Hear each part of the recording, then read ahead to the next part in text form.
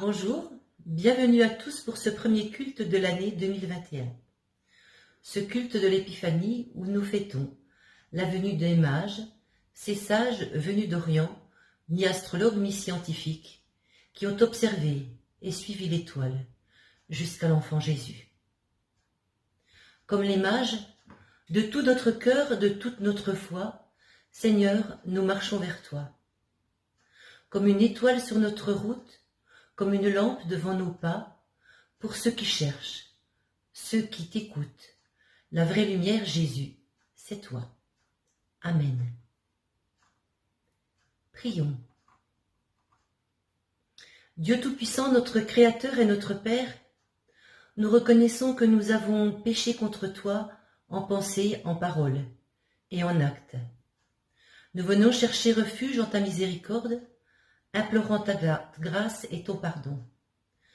Toi qui as donné ton Fils unique pour racheter nos fautes, pardonne-nous, Seigneur, de parfois si mal te servir, de ne pas savoir faire ta volonté et de ne pas honorer nos engagements envers toi et notre prochain.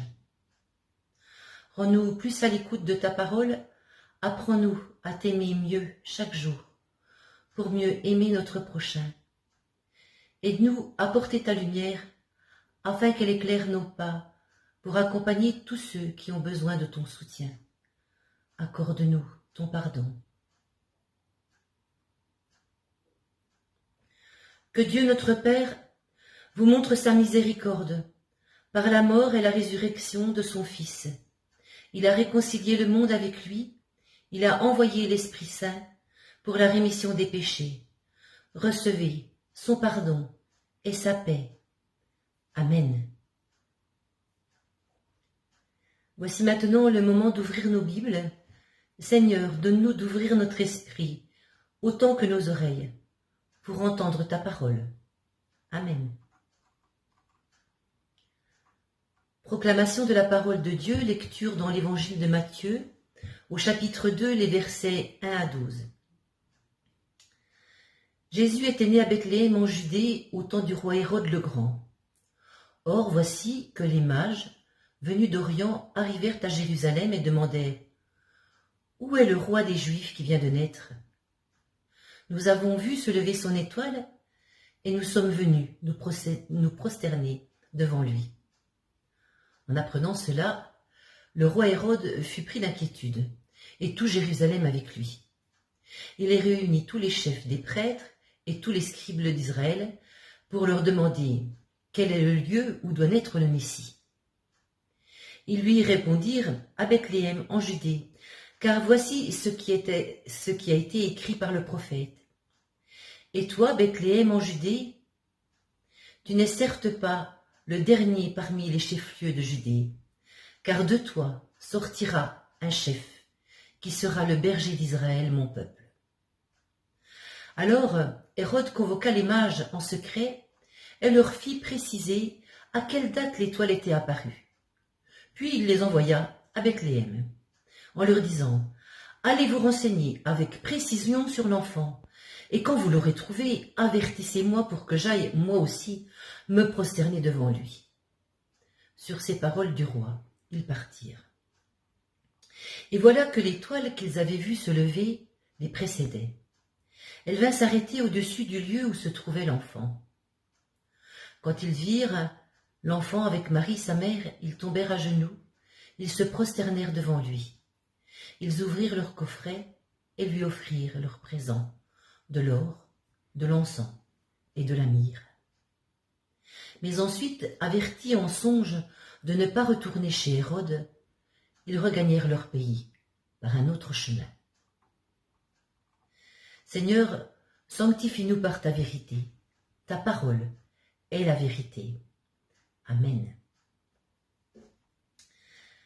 Les trois textes qui nous étaient proposés en ce jour d'Épiphanie nous permettent de cheminer. Aujourd'hui, il y avait aussi le texte dans l'Ancien Testament, au texte d'Ésaïe, au chapitre 60, les versets 1 à 6, qui nous rappelle l'annonce à un peuple relevé par la lumière divine. Souvenez-vous, il est question d'un peuple en exil, déporté, d'un peuple chamboulé dans ses fondements, d'un peuple dont l'un des piliers, le temple de Jérusalem, a été démoli, et où l'avenir semble n'être qu'obscurité. Et voici qu'Ésaïe annonce le relèvement de Jérusalem, le retour de la lumière et son resplendissement sur toutes les nations qui marcheront vers cette lumière. Dans le texte de Matthieu du jour, c'est aussi la lumière qui guide des mages, ces sages observant les étoiles, venus d'Orient et qui suivront, une étoile signe pour eux de l'annonciation de la naissance d'un grand roi. Ils la suivront jusqu'au berceau de l'enfant Jésus.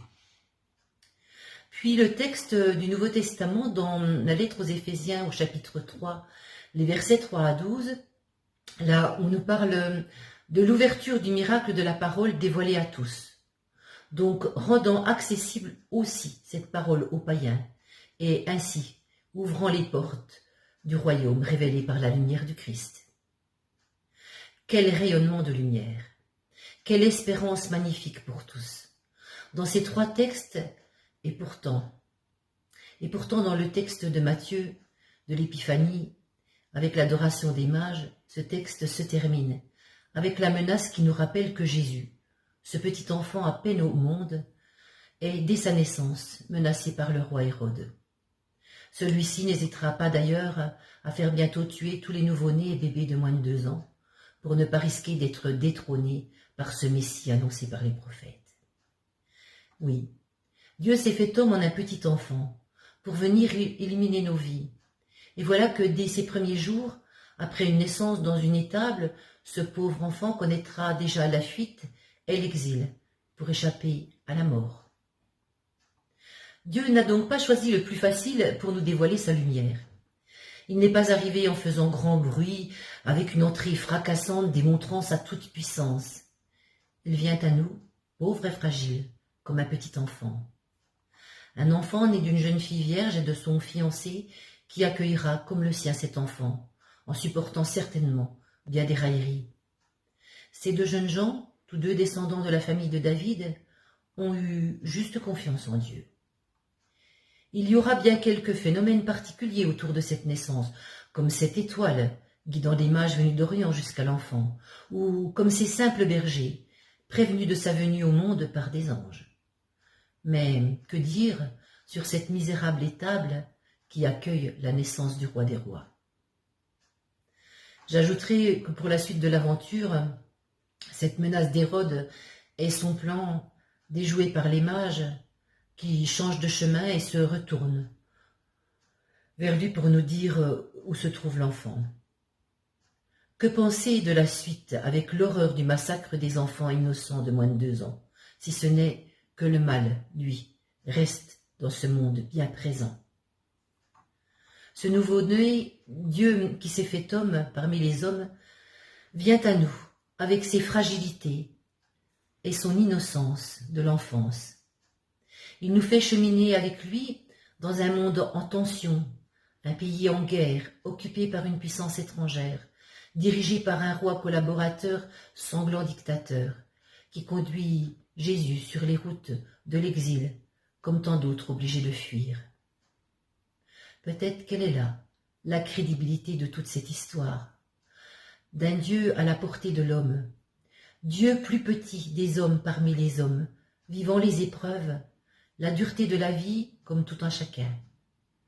Parce qu'il faut peut-être en passer par là, par l'obscurité, le tâtonnement, les doutes, les épreuves de la vie, pour savoir choisir le moment venu, le bon chemin, celui qui nous conduit au Père. Pour cela, il nous faut suivre avec confiance son étoile, nous ouvrir pour recevoir son esprit, nous nourrir en permanence de sa parole, pour pouvoir porter sa lumière à nos frères. Seigneur, ta parole est une lampe pour nos pas, une lumière sur notre chemin. Ce que Dieu veut montrer avant tout aux hommes, c'est un chemin de vie, afin que les hommes se bougent, agissent ensemble, s'écoutent, s'organisent pour faire sa volonté, qu'ils soient capables de devenir acteurs de paix, de justice et d'amour, au lieu d'attendre passif en disant « on n'y peut rien, c'est le destin ou c'est la volonté de Dieu ».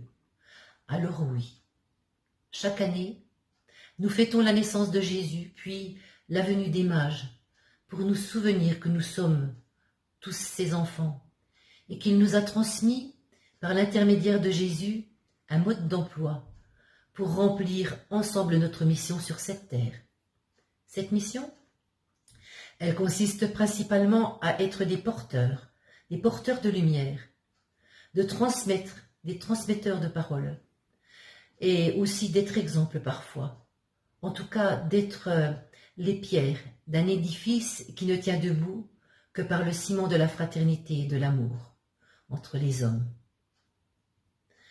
Mais aussi et surtout de la fraternité entre toutes les nations qui marcheront vers la lumière, et parmi eux sont appelés tous les païens qui recevront l'héritage du Père par la parole de l'Évangile donnée à nous grâce à la naissance de Christ, Dieu parmi nous. Cette mission apportée par Jésus aux hommes se résume par ces quelques mots du Christ lui-même, qui répond lorsqu'on lui demande quel est le plus grand commandement de Dieu. Aime ton prochain comme toi-même. Aime ton Dieu de toute ton âme, de toute ta force, de toute ta pensée. Et aime ton prochain comme toi-même. Puis il ajoute, aimez-vous les uns les autres, comme je vous ai aimés. Amen. Prions. En ce jour d'épiphanie, prions pour l'Église, pour le peuple de Dieu, sans cesse en marche vers la lumière de la foi. Qu'elle soit vigilante aux signes de Dieu et aux appels de son temps. Qu'elle ravive sa mission de scruter la parole de Dieu, de l'annoncer à tous les peuples de la terre. Avec les nations qui marchent dans ta lumière, prions Dieu, le Père, que le Christ lumière révèle à toutes les nations qui sont associées au même héritage, au partage de la même promesse, à faire reculer les ténèbres dans les conflits économiques, sociaux, géopolitiques et écologiques pour annoncer de l'Évangile. Avec les mages venus d'Orient, prions pour les scientifiques et les chercheurs, pour tous ceux qui mettent leur savoir au service de l'homme, qu'ils contribuent à construire un monde respectueux de l'humanité et de ta création. Avec les rois mages qui se prosternent devant l'enfant Jésus, prions pour notre communauté paroissiale, qu'elle soit toujours une maison d'accueil pour tous, qu'elle aide tout homme à adorer Dieu en toute humilité, en toute liberté. Dans la lumière de Noël, durant l'année 2021, apprenons ensemble à être des chercheurs de Dieu. Et ensemble, nous te disons la prière que le Christ nous a enseignée. Notre Père qui es aux cieux, que ton nom soit sanctifié, que ton règne vienne, que ta volonté soit faite sur la terre comme au ciel. Donne-nous aujourd'hui notre pain de ce jour, pardonne-nous nos offenses, comme nous pardonnons aussi à ceux qui nous ont offensés. Ne nous laisse pas entrer en tentation, mais délivre-nous du mal, car c'est à toi qu'appartiennent le règne, la puissance et la gloire, pour les siècles des siècles. Amen. Ce temps de culte de l'Épiphanie se termine, et voici le temps de nous quitter. Recevez la bénédiction du Seigneur. Que chacun de vous soit capable de suivre le chemin vers la lumière du Christ, comme les mages ont suivi l'étoile pour venir adorer le roi des rois.